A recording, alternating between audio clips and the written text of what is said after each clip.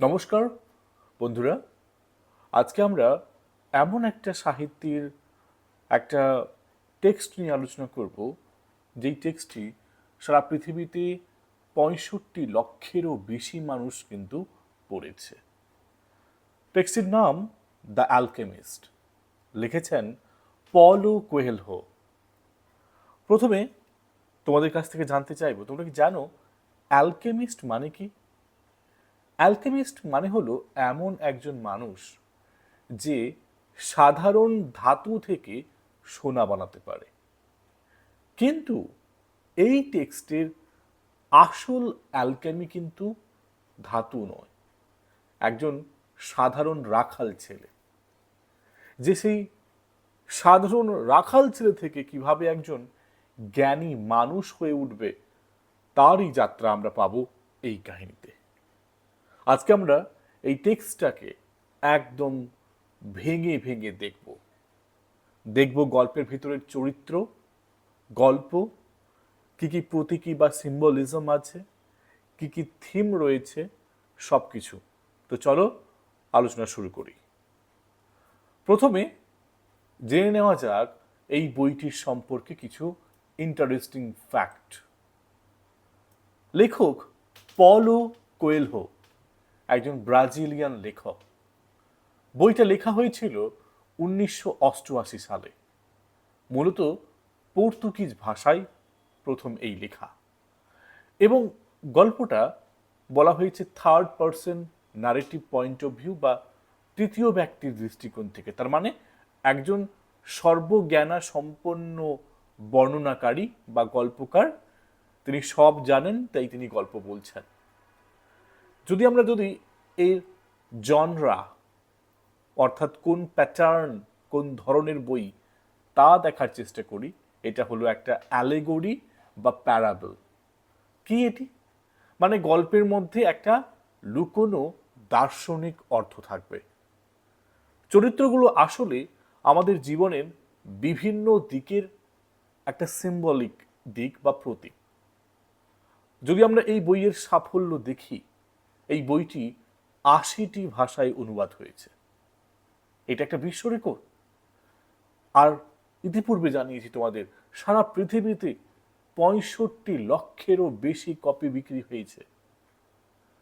এবারে মজার বিষয়টা কি, অনেক সমালোচকরা এটাকে না ভিন্নভাবে দেখেছে। তাই সমালোচকদের মতবাদ অনুযায়ী দুটি টাইপের আমরা রেসপন্স পেয়েছি।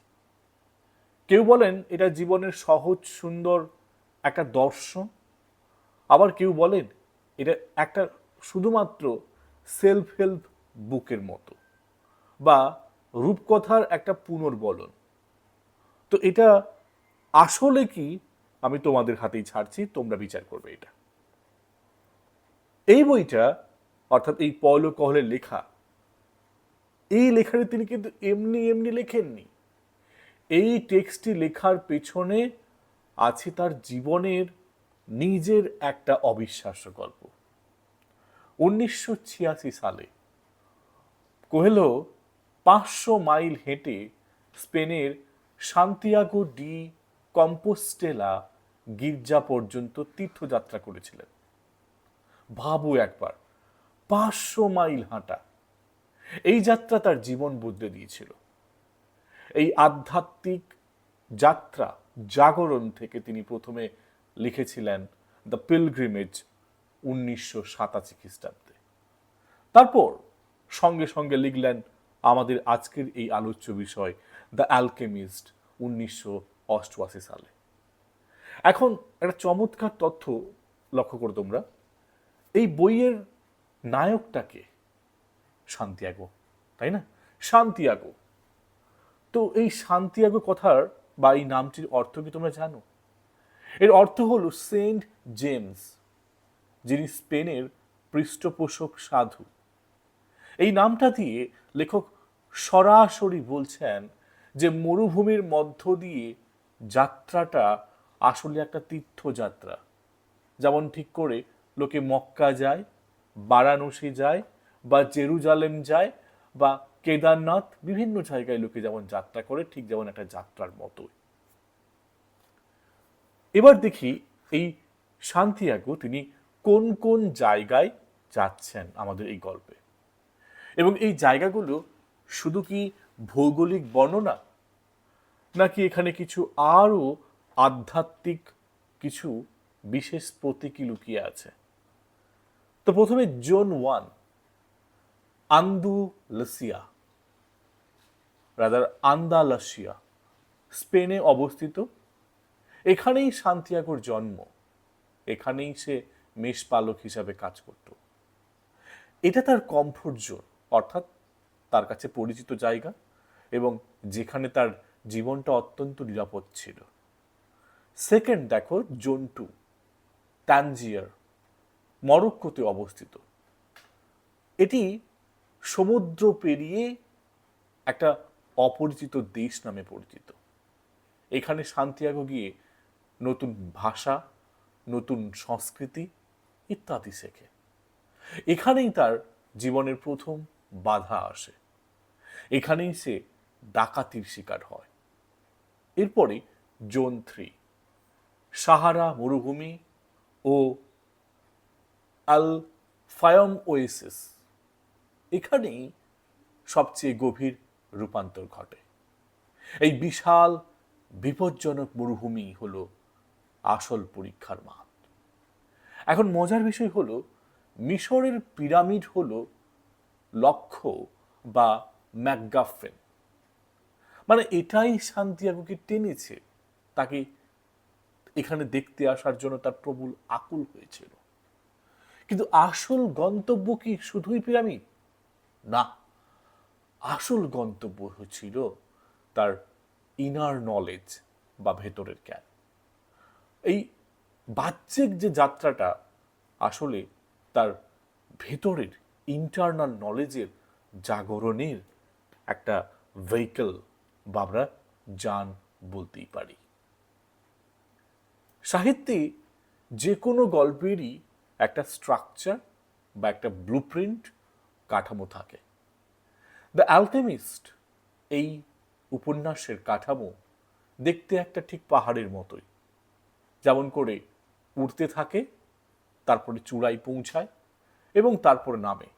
আসলে আমাদের কাহিনীগুলোকে ফ্রাইটেক বলে একজন অত্যন্ত জ্ঞানী শিক্ষাবিদ তিনি সুন্দর করে সাজিয়ে দিয়েছিলেন। শুরু হয় এক্সপোজিশন, এই ফার্স্ট পোর্শন দেখতে পাচ্ছ, বা ভূমিকা দিয়ে, এবং আমরা এই কাহিনীতে কিভাবে ভূমিকা হচ্ছে দেখছি। সান্তিয়াগো বারবার একটা স্বপ্ন দেখে সে আকুল হয়ে পড়ছে। স্বপ্নটা কি? যে সে মিশরে গুপ্তধন রয়েছে এবং সেই গুপ্তধনের অনুসন্ধানে যাবে। তারপরে এই যে স্বপ্নটা তার মধ্যে একটা একটা ঝড়ের একটা মতো একটা আবির্ভাব হয়েছে। তো বলতে গেলে ঘটনাটা এবারে তার একটু মোড় নেবে, উচ্চ মোড়ে, অর্থাৎ এই যে রাইজিং অ্যাকশন বলছি আমরা, অর্থাৎ বাধার পর বাধা পড়িয়ে কিভাবে সান্তিয়াগো এগিয়ে যাচ্ছে তার লক্ষ্যে। প্রথমে তানজিয়া, তারপরে ক্রিস্টাল মার্চেন্ট এর দোকান, তারপরে কাফেলা, তারপরে মরুভূমি বা ওয়েসিস। এবারে একদম চূড়ান্ত পর্যায়ে বা ক্লাইম্যাক্সে পৌঁছাচ্ছি কাহিনীতে, যেখানে ঘটনার সর্বোচ্চ উত্তেজনার মুহূর্ত আসছে। সান্তিয়াগোকে বাতাসে দেখতে পাচ্ছি যে তাকে অত্যন্ত নিগুড়ভাবে তাকে থাকতে হচ্ছে, আর সেখানে সেফটি অত্যন্ত জরুরি, এবং সেখানে একটু বিপদের ঝুঁকি দিয়ে তার মৃত্যুও হতে পারে। তারপরে আমরা ফলিং অ্যাকশন, অর্থাৎ এই কাহিনীর একটু করে চাপান্তর কমানো হচ্ছে। আমরা দেখতে পাচ্ছি পিরামিডের কাছে মারা যাওয়া, পিরামিডের কাছে ওখানে মারা যায়নি, সে মারা যাবে না, সে মার খেলো। আর একটি শরণার্থীর মুখ থেকে চমকপ্রদ কিছু তথ্য পেয়ে তার যাত্রাটা আরো সুগম হলো। এবারে কাহিনীর সমাপ্তি ঘটছে একটা সলিউশন বা রিজলিউশনের মাধ্যমে।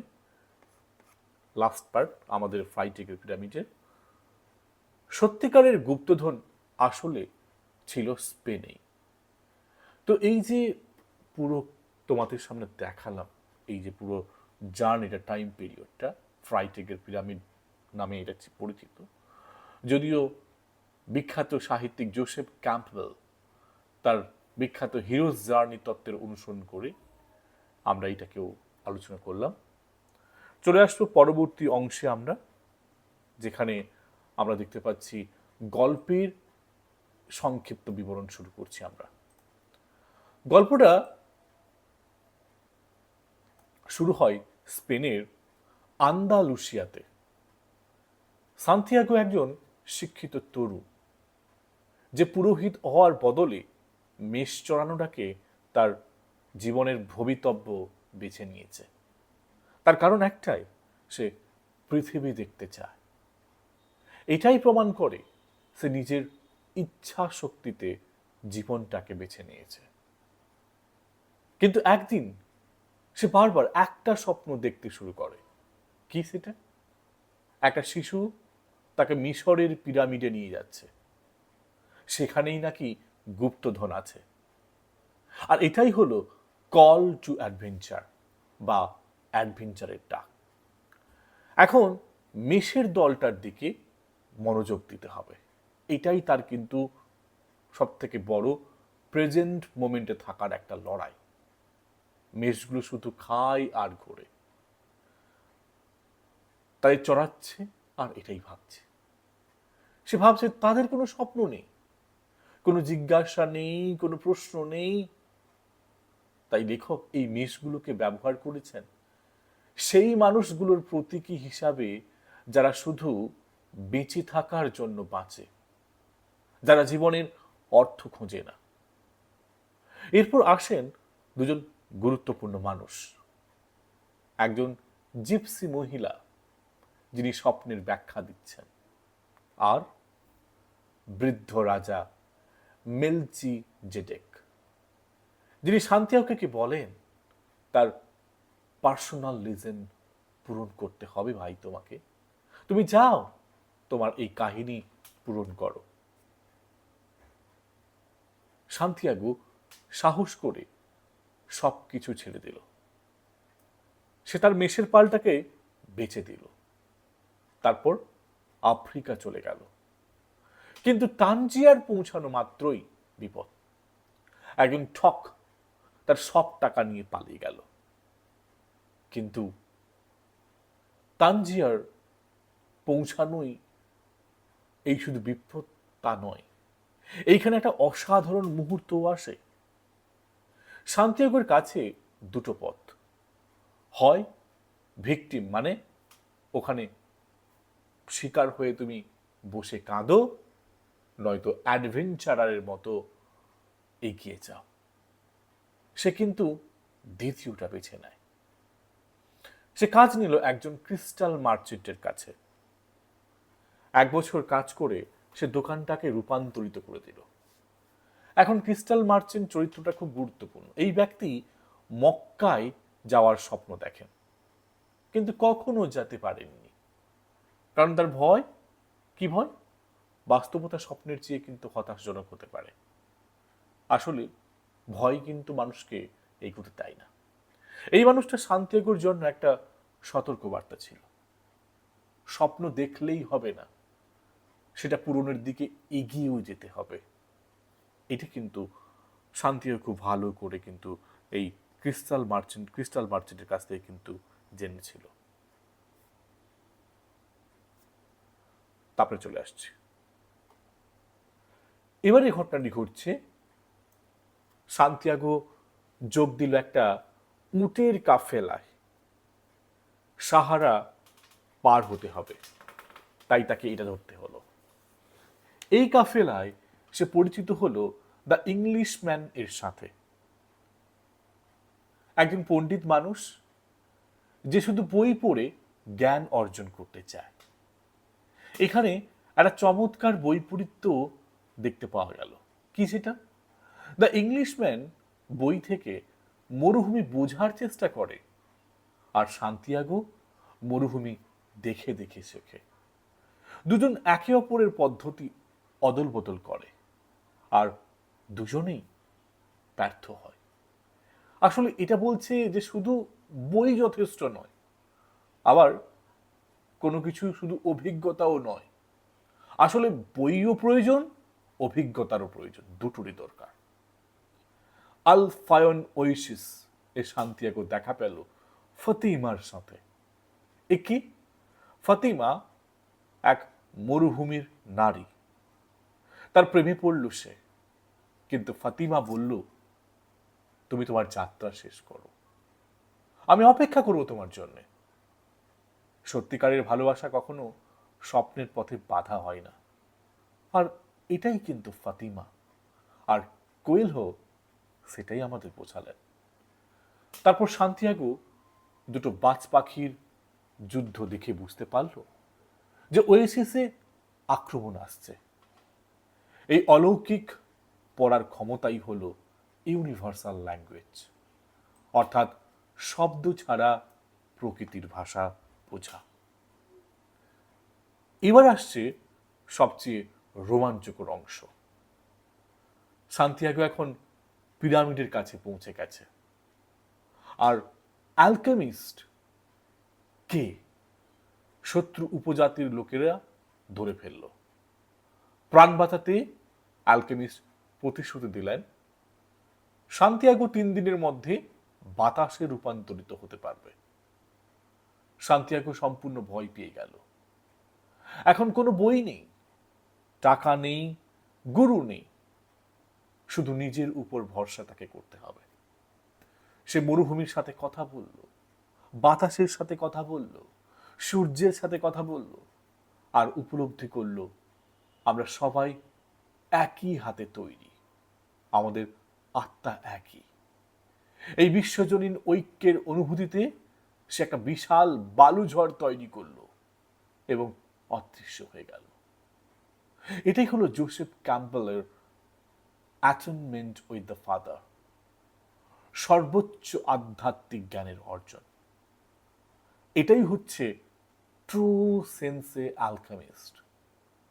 সোনা বানানো নয়, নিজেকে মহাবিশ্বের সাথে মিলিয়ে দেওয়াই হলো আসল অ্যালকেমি। এবারে পিরামিডে পৌঁছে সান্তিয়াগো মাটি খুঁড়তে লাগলো, কিন্তু একদল শরণার্থী এসে তাকে মারধর করতে লাগলো এবং তার সোনা কেড়ে নিল। কিন্তু এখানেই ঘটল সবচেয়ে বড় টুইস্ট। ওদের একজন ঠাট্টা করে বলল, আমিও না বারবার স্বপ্ন দেখি যে স্পেনের একটা পুরনো গির্জায় একটা ডুমুর গাছের নিচে গুপ্তধন আছে, কিন্তু আমি এত বোকা যে স্বপ্নের পিছনে ছুটবো একটা মিথ্যা, যেমন করে তুমি ছুটে এসেছো বাছা। না, স্বপ্ন স্বপ্নেই হয়, স্বপ্নের পিছে ছোটানো উচিত নয়। সান্তিয়াগো বুঝে গেল সেই গির্জাটাই তো তার সেই পুরনো গির্জা যেখানে সে ঘুমাতো। তাহলে গুপ্তধন তো তার নিজের দেশেই ছিল। তাই সে ফিরে গেল স্পেনে, গাছের নিচে পেল সোনার মুদ্রা ও রত্ন পাথর, আর মনে মনে প্রতিজ্ঞা করল ফতিমার কাছে ফিরে যাবে। একবার ভেবে দেখো তো, কেন গল্পটা যেখানে শুরু হয়েছিল সেখানেই শেষ হলো। কোয়েলহো বলছেন বস্তুগত পুরস্কার যাত্রার শেষ নয়, অর্থাৎ স্পেন থেকেই শুরু, স্পেনেই শেষ। মরুভূমি পার হয়ে সে যে রূপান্তরটা পেল, আসলে এটাই ছিল আসল সম্পদ। এবার দেখি প্রতিটা চরিত্র আসলে কোন আর্কিটাইপ বা প্রতীকী ভূমিকা পালন করছে। প্রথমে আসবো সান্তিয়াগো। এই সান্তিয়াগো তো অসুবিধা করাচ্ছে, মাঝে দেখো, একদম মাঝে পেনটা সঠিকভাবে কাজ করছে না। সান্তিয়াগো, তাকে বলা হয়েছে সে একজন খোঁজো, সারাক্ষণ কিছু খুঁজছে, ঝুঁকি নিতে পারে এমন কিছু সে কাজও করছে। এবার দেখো দ্বিতীয় চরিত্র ওয়াইজ ওল্ড ম্যান, বাম দিকে নিচে যেটা, মেলচিজেডেক, যিনি বৃদ্ধ রাজা, ইনি জ্ঞানী পরামর্শদাতা। দেখো তোমরা যদি চেষ্টা করো বোঝার, দেখবে প্রতিটি মহাকাব্যে এরকম একজন ব্যক্তি থাকে। যেমন করে আমরা পেয়েছি ইলিয়ট মহাকাব্যে ক্যালচাস, আবার হ্যারি পটার সিরিজে ডাম্বলডোর, স্টার ওয়ারে পেয়েছি ওবি-ওয়ান। নেক্সট আসবো জিপসি ওম্যান, একদম ডান দিকে ওপরে, ইনাকে বলা হয়েছে হেরাল্ড। তিনি সান্তিয়াগোকে প্রথম স্বপ্নের গুরুত্ব বুঝিয়েছিলেন। লাভের বিনিময়ে তিনি সত্যটাই বলেছিলেন সান্তিয়াগোকে। এরপর দেখো নিচে একদম ক্রিস্টাল মার্চেন্ট, থ্রেশোল্ড গার্ডিয়ান।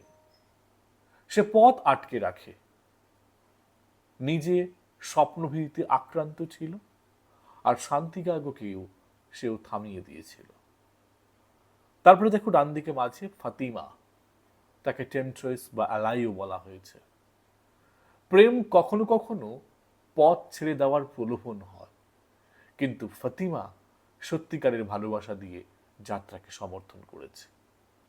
সর্বশেষে একদম বাম দিকে উপরে দ্য অ্যালকেমিস্ট, মেন্টর বা সায়েন্টিস্ট। এই রহস্যময় মানুষটি শুধু যোগ্যদেরই পথ দেখান। মনে আছে মরুভূমিতে সেই ইংলিশম্যানের কথা? তার কথাই বলছি। সে সান্তিয়াগোর চূড়ান্ত রূপান্তরে সাহায্য করেছে। এরপর চলে আসবো পরবর্তী অংশে, যেখানে আমরা তুলনামূলকভাবে আলোচনা করব। এখানে দেখব কিভাবে তিনটি চরিত্র যদি আমরা পাশাপাশি রাখি, তাহলে আমরা মূল বার্তাটা স্পষ্টভাবে বুঝতে পারব। দেখো প্রথমে সান্তিয়াগো, তিনি হচ্ছেন একজন খোঁজক, শিকার। সে অভিজ্ঞতা থেকে শেখে, সে পর্যবেক্ষণ করে এবং তারপরে কাজ করে। সে তার পার্সোনাল লিজেন্ডের পেছনে পুরো মন প্রাণ দিয়ে ছুটেছে, এবং সেটা করতে গিয়ে কিন্তু ব্যর্থতা ফেস করেনি তা নয়, ব্যর্থতা ফেস করেছে, কিন্তু সেগুলোকে সে মানিয়ে নিয়েছে। দ্বিতীয় দেখো ক্রিস্টাল মার্চেন্ট, তিনি হচ্ছেন থ্রেশহোল্ড গার্ডিয়ান। সে রুটিন আর নিরাপত্তায় আটকে গেছে, বেরোতে পারেনি। তার স্বপ্ন ছিল মক্কায় যাবে, কিন্তু যেতে পারেনি। সে স্বীকার করে যে দুর্গম পথ এবং ভয়ে সেটাকে এড়িয়ে চলে। এবং সবশেষে দ্য অ্যালকেমিস্ট, দ্য ইংলিশম্যান, ইনি হল একাডেমিক। সে বই আর তত্ত্বে ডুবে থাকে। অ্যালকেমিস্ট খুঁজছে, কিন্তু পথের অভিজ্ঞতাটাই মিস করে যাচ্ছে। তাহলে একটু মিলিয়ে দেখো তোমাদের জীবনে কারা এই তিন ধরনের মানুষ, এবং তুমি কোনটা, এটা কিন্তু বুঝতে হবে। এবারে আসবো মূল থিমগুলোতে। এই বইটির মধ্যে তিনটি প্রধান থিম আছে। এগুলো হলো বইয়ের তিনটি মেরুদণ্ড বা স্তম্ভ। প্রথম স্তম্ভ হচ্ছে পার্সোনাল লিজেন্ড, অর্থাৎ প্রতিটি মানুষেরই একটি জীবনের চূড়ান্ত উদ্দেশ্য আছে। বইয়ের সবচেয়ে বিখ্যাত লাইন এখানে, যেখানে মেলচিজেডেক বলছেন, যখন তুমি সত্যিকারের কিছু চাও, তখন সমস্ত মহাবিশ্ব সেটা পূরণ করতে তোমাকে সাহায্য করে। অর্থাৎ লাইনটা দেখতেই পাচ্ছ নিশ্চয়ই। Second, when you want something, all the universe conspires to help you achieve it. Second চলে আসি, ফ্রি উইল ভার্সাস ফেট। মাকতাব, মাকতাব মানিটা কি? অর্থাৎ এটা লেখা রয়েছে, অর্থাৎ ভাগ্যের ধারণা। কিন্তু বইয়ে দেখা যায় পরিস্থিতি ভাগ্য তৈরি করে, কিন্তু সেই পরিস্থিতিতে কি করবে সেটা তোমার নিজের ইচ্ছা শক্তি। ভাবো তো ক্রিস্টাল মার্চেন্টের কথা, তিনি বলে নাকি সব ভাগ্য, কিন্তু আসলে সে ভয়ে নিজেই নিজের পথ আটকেছে এবং কিছুটা হলেও শান্তি আগর পথ আটকে রেখেছিল। তৃতীয় স্তম্ভ আসবো, তা হচ্ছে oneness or the soul of the world. সমস্ত জীব ও জড় পদার্থ একই আত্মা থেকে তৈরি। সান্তিয়াগো তার মেষের কথা মনে করে বলছে, নিশ্চয়ই তোমাদের সবার মনে আছে, সে তার মেষের সাথে কথা বলতো, সে মরুভূমির সাথেও কথা বলেছে, সে বাতাসের সাথেও কথা বলেছে। আসলে এটা কিন্তু এই যে সবকিছুই একটারই অংশ, এটা কিন্তু এই কাহিনীর সব থেকে মেজর, সব থেকে বড় সিম্বল, মানে থিম বলছি, সিম্বল নয়। এবারে আসবো সিম্বল। এই বইয়ে তিনটি অত্যন্ত গুরুত্বপূর্ণ প্রতীকী বা সিম্বল আছে। প্রথমে আছে অ্যালকেমি বা রসায়ন বিদ্যা। তো সাধারণ সীসা থেকে সোনা বানানো, এটাকে বলা হতো অ্যালকেমি বা রসায়ন বিদ্যা। কিন্তু এটা আসলে একটা রূপক। সাধারণ মানুষ থেকে একটা শিক্ষিত, জ্ঞানী, আলোকিত মানুষ হওয়াটা হচ্ছে ট্রু অ্যালকেমি। আমরা দেখেছি কিভাবে নিজের ভয়, আলস্য, সংশয় দূর করে আত্মাকে বিশুদ্ধ করাই ছিল আমাদের সান্তিয়াগোর মূল লক্ষ্য। দ্বিতীয় সিম্বল ইউনিভার্সাল ল্যাঙ্গুয়েজ, অর্থাৎ সব কিছুরই সংযোগ আছে। আমরা অনেক সময় দেখি যে পোষ্য প্রাণী কুকুর একটা বাচ্চার প্রাণ বাঁচিয়েছে। আমরা দেখেছি জন্তু, বন্য জন্তু মানুষের বিপদে এসে তাকে সাহায্য করছে। তো এটা শব্দ ছাড়াই বোঝা যায়। যেমন দেখো, পাখিরা উড়ে যাওয়া, বাতাসের গতি, মানুষের হাসি। সান্তিয়াগো কিন্তু এই ভাষাই শিখেছিল মরুভূমিতে। তৃতীয় সিম্বল সিপ বা মেষ। এরা হলো সেই মানুষদের প্রতীক যারা শুধু খাওয়া দাওয়া আর বেঁচে থাকার মধ্যে জীবন সীমাবদ্ধ রাখে। এদের কোনো স্বপ্ন নেই, কোনো উচ্চতর জিজ্ঞাসা নেই। তাই তোমরা ভেবে দেখো, তোমরা কি অ্যালকেমি হবে নাকি মানে সান্তিয়াগো হবে? আমি ইংলিশম্যানকে অ্যালকেমি বলছিলাম, বাট সরি, ট্রুলি বলছি, সরি মিস্টেক হয়ে গেছে, ওটা ওটা অ্যাকচুয়ালি বলা হচ্ছে ট্রু অ্যালকেমি হচ্ছে সান্তিয়াগো। নাকি তোমরা মেষের মতো হবে যারা এই খাওয়া দাওয়া আর বেঁচে থাকার মতো থাকবে। একদম শেষ পর্যায়ে চলে এসেছি। এবার সবচেয়ে বড় প্রশ্নটা করা যাক। অ্যালকেমিস্ট তো সর্বজ্ঞ, তিনি শুরুতেই কেন সান্তিয়াগোকে বলে দিলেন না রাদার যে গুপ্তধন স্পেনেই আছে? উত্তরটা হলো এই পুরো বইয়ের সার কথা। যদি সান্তিয়াগো জানতো গুপ্তধন স্পেনে, সে কি কখনো মরুভূমিতে পার হতো না? সে কখনো ফতিমাকে চিনত না? অ্যালকেমিস্টের কাছে শিখতো না? ইউনিভার্সাল ল্যাঙ্গুয়েজ বুঝতো না? নিজেকে বাতাসে পরিণত করার ক্ষমতা পেত না? আসলে এই অ্যালকেমিস্ট, অর্থাৎ লিটারালি যাকে আমরা বলছি ক্রিস্টাল মার্চেন্ট, যাকে আমরা বলছি ওই ইংলিশম্যান, যারা এই সব কিছুকে শেখাচ্ছিল, আসলে পুরস্কার হলো গুপ্তধন। কিন্তু এই পুরস্কারটা পাওয়ার পেছনে যে রূপান্তর, এই রূপান্তরটা হলো কিন্তু আসল পুরস্কার, আসল গুপ্তধন। ক্রিস্টাল মার্চেন্ট বলেছিল যে আশীর্বাদ উপেক্ষা করা যায়, সেটা উপেক্ষা করলেই হয়ে যায় অভিশাপ। সে স্বপ্ন দেখেও এগোয়নি, তাই সে কখনো রূপান্তরিত হয়নি। এই বইয়ের আসল যদি মেসেজটা দেখো তোমরা, জীবনের পথ চলাটাই লক্ষ্য। একজন অকর্মণ্য রাখাল থেকে নিজের ভাগ্যের মালিক হয়ে ওঠা, এটাই তো আসল অ্যালকেমি। তোমাদের প্রত্যেকেরই একটা পার্সোনাল লিজেন্ড আছে বন্ধুরা। তাই প্রশ্ন হলো, তোমরা কি সেই স্বপ্নের পেছনে হাঁটার সাহস রাখো? এটাই হচ্ছে সব থেকে বড় জিনিস। তাই তোমাদের জীবনের অ্যালকেমি তোমরাই হয়ে উঠবে। এখানে দ্য অ্যালকেমিস্ট অন্য কেউ এই ইংলিশম্যানও নয়, এখানে ওই মার্চেন্ট অর্থাৎ ক্রিস্টাল মার্চেন্টও নয়। The true alchemist is our Santiago himself. So that's all. সবাই ভালো থেকো। Thank you.